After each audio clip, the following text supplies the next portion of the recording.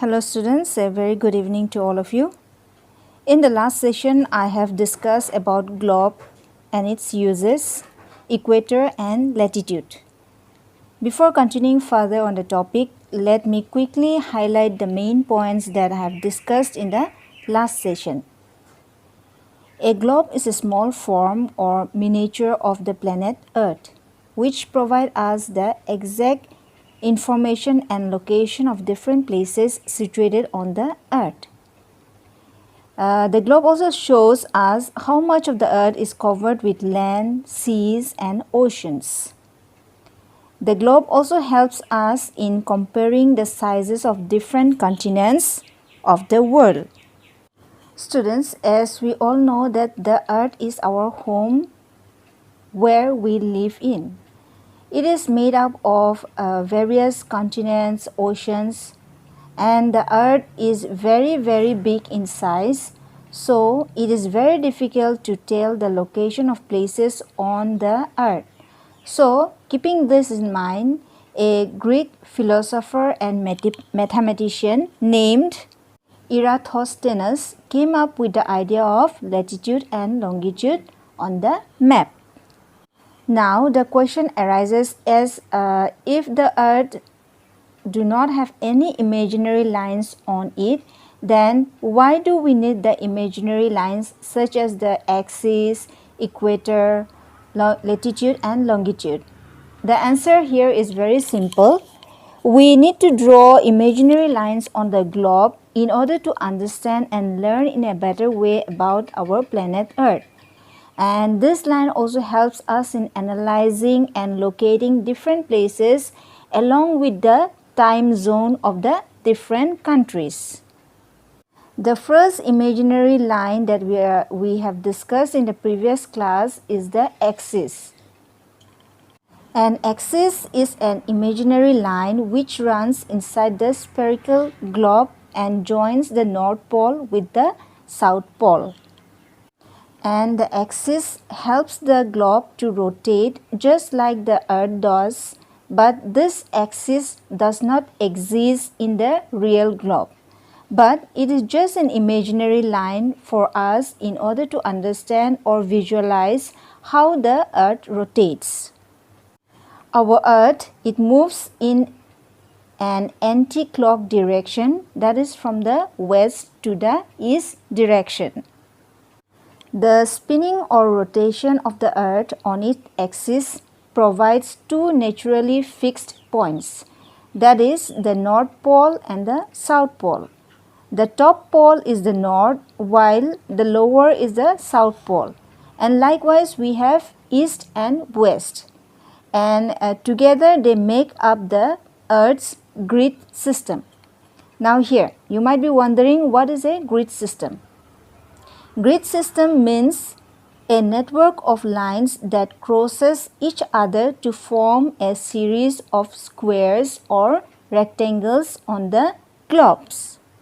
Then comes the equator. The equator is also an imaginary line which is seen on the globe. It is in the center or midway of the globe, which divides the Earth into two halves, that is, into the northern hemisphere and the southern hemisphere. The lines from the east to west are known as the parallel of latitudes. Every parallel of latitude is a circle. So there are 90 parallels of latitude from the northern hemisphere to the north of equator. Similarly, there are 90 parallels of latitude in the southern hemisphere to the south of the equator.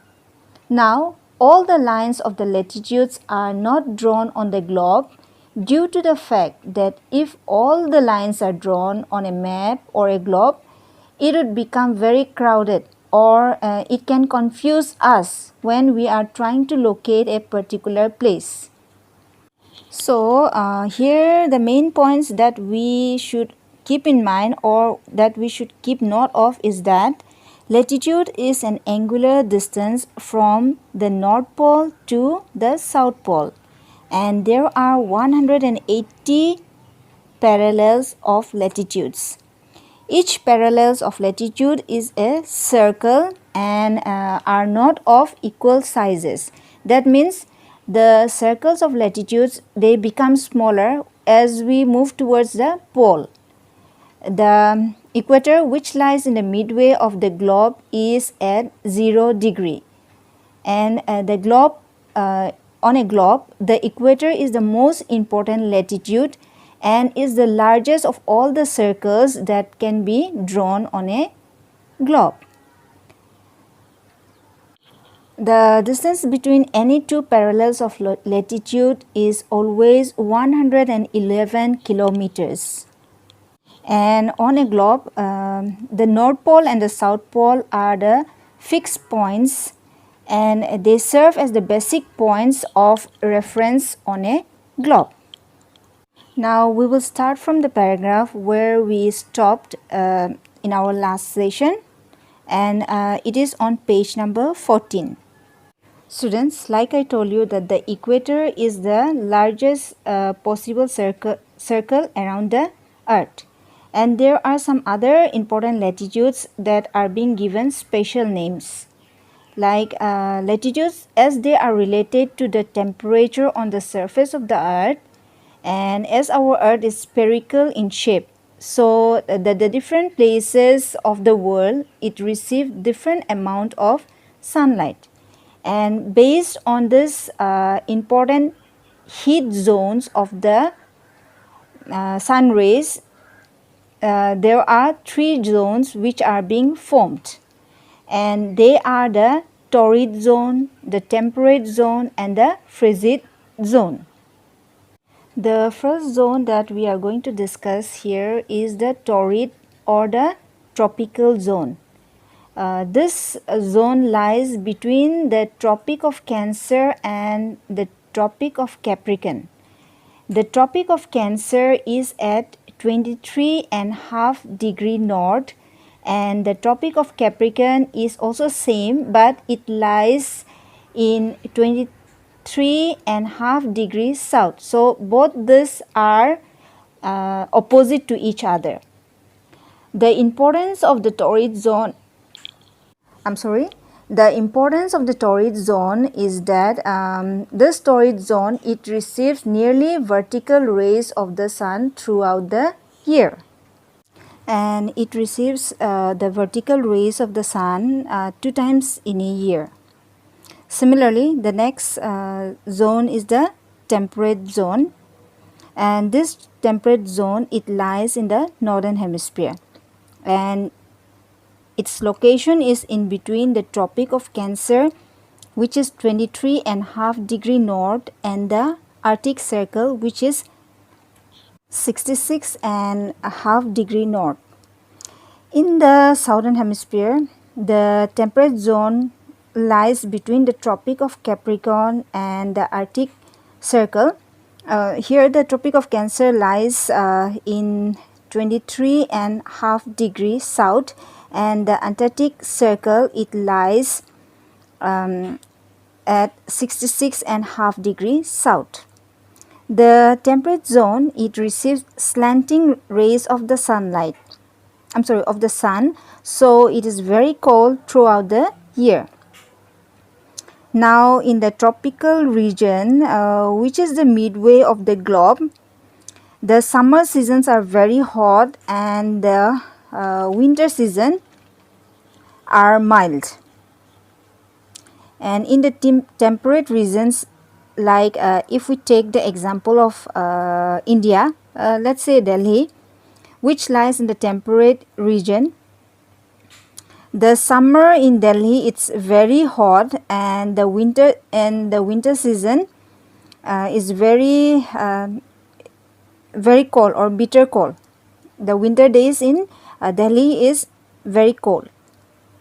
Now lastly, we have the frigid zone, which hardly receives any sunlight and is very cold throughout the year.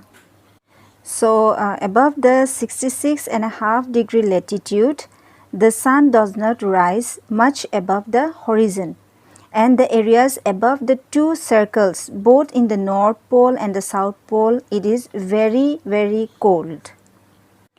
The days and nights are 24 hours long according to the season, and day and night it lasts for 6 months each. You might have heard about Kumbhakarna. He is a legendary figure from the epic of Hindu culture, Ramayana, in which Kumbhakarna is depicted as Ravana's brother, and it is said that he used to sleep for 6 months duration. So maybe this person, this is fiction, but maybe this person is a legendary, and this person's history has been taken from the frigid zone, which remains day and night for 6 months. Now we'll continue from page number 15, longitude. Let me read the paragraph for you. It says, we see another set of lines on the globe running from North Pole to South Pole. These are called longitudes or meridians. All these lines are of equal length and meet at the poles. As the equator marks 0 degree latitude, the meridian passing through Greenwich, which is in Britain, is the 0 degree meridian. It is also called as prime meridian. Greenwich is a place where British Royal Observatory is located. Other longitudes are counted eastward or westward from 0 degree meridian. There are longitudes up to 180 degree in the east and 180 degree in the west. Interestingly, 180 degree east and 180 degree west is the same line. Longitudes are also subdivided into minutes and seconds. Thus, Varanasi is situated on 82 degree and 32 minutes east. So now, after the latitudes, let us now learn about longitudes. The latitudes, like I said, divides the earth into heat zones. The longitude divides the earth into time zones. Now, before going further, let me tell you the meaning of longitude. Longitudes are the angular distance of a place east or west of the prime meridian. Prime meridian is again a longitude that passes through Greenwich, which is a place in Britain near London. And all the other lines running from the North Pole to the South Pole are called meridian of longitudes. These longitudes are semicircular lines, and when we see that longitudes on the globe, we can find that two opposite longitudes together will form one big circle. And in total, there are 360 meridian of longitudes. And the meridians, they are of equal length, and distance between two meridians, if we look, is not equal. It's not being equal actually, and they get closer from the equator to the poles. The relationship between longitude and time, as I have told you, is that as the earth, it rotates, every place on the globe has sunrise, sunset, and they have noon. Now, in the earlier class, I have already told you that the earth completes one rotation in approximately 24 hours, which means the earth rotates or spin on its own axis 360 degree in 24 hours. Or we can say in simple terms that the Earth travels at an angular distance of 360 degree in 24 hours. The prime meridian is a longitude, and other longitudes that are counted eastward or westward from 0 degree meridian. The longitudes up to 180 degree is in the east, and the rest 180 degree are in the west, and they are in the same line. The longitudes are also subdivided into minutes and seconds. Regarding the time zone, we can say that in terms of local time differences of time, in India we do not follow the local time, but we follow the IST, which means Indian Standard Time for our country. And the standard meridian of India is 82.5 degree. Because if India follows the local time, then the timing will be different in different places, and different places means in different states, which will lead to a lot of confusions. So we have a standard time and a standard meridian. The standard meridian of India is 82.5 degree east, passing through the state of Allahabad, Varanasi. In this way, like India, all other countries have their own standard times. But many countries which are bigger in size than India have multiple standard times, and they have also different standard times, which causes confusion. So in order to maintain international uniformity of time, one uniform time correspondence to the prime meridian is adopted by all the countries, which is called the Greenwich time or GMT. And like I said, India is at 82.5 degree from the Greenwich Mean Time, which means India has a time difference of 5.5 hours from the Greenwich Mean Time. Because if we travel 15 degree, the time difference is 1 hour. If we travel 30 degree, the time difference is 2 hours. Likewise, 60 degree it's 4 hours, 75 degree it is 5 hours, and 82.5 degree it will be 7.5 hours. So if it is 12 noon at the prime meridian, the time in India will be say 5:30 p.m. Now the next paragraph, which is locating places on the earth. Latitude and longitude taken together make the task of locating any place on earth very easy. The reference lines are equator and prime meridian.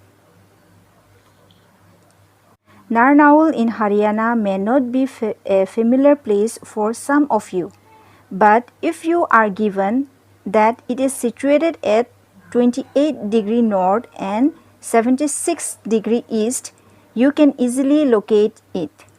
You only have to look around the intersection point of the two lines. The network of lines formed by the latitudes and the longitudes is called graticle or grid. So now if you are asked to locate any place on the globe, it is the grid system, which is made by the latitude, imaginary lines of latitude and longitude on the globe. It makes the task very easy to locate any place on the earth. So in order to locate a particular place, if you are given the So students, that is all for today in this session, and in the next session we will continue with the remaining part of the lesson. Thank you.